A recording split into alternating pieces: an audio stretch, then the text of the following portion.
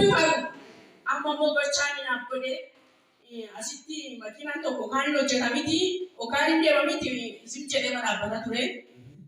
Maal waaqayyo yoo narraa kaastee jedhee kadhadhaa gibbii sim jedhee mana dhaabbataa hin hojjetu yookaan narraa kaas yookaan narraa gurguree yookaan hojii taa'u jedhee yeroo narra kadhadhaa sim jedhee waaqayyo ilaala.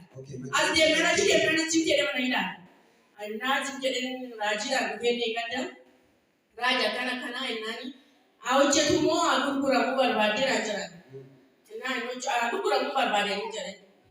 Achumarraan kaaseen bishaan kanarratti naa kadhatanii ani tajaajila gabaa daldalaa tajaajila jedhanii bishaan kana fuudhii itti jedhanii bishaan naaf kennan.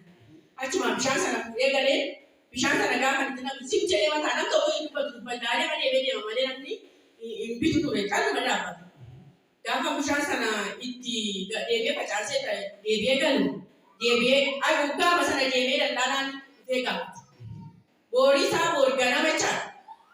Dubbii isaa dubbatan sana irratti hundi soddomii dabalamee makiinaan sun gurguramee jira.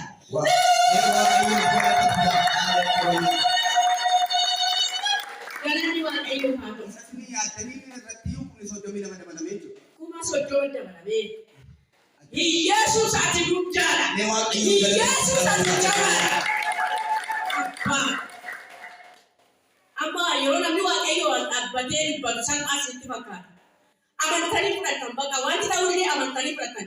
Ani biyyoota kanarratti kana mana guyyaa lammaffaa dhugaa baay'asitti. Wanta namni waaqayyoo dubbatee itti amanee dubbate inuma raawwata jettanii gaafa fudhatanii galtan inuma raawwata. Zayitis bitadhee naaf raawwateera. Mana kana keessatti dubbii namni waaqayyoo dubbatu hin hojjetu. Arraba isaanii irra jira. Dubbiin sagalee waaqayyoo arraba isaanii keessaa gaafa ba'u hin raawwatiin lafatti nafu. Iyyesuusin amana.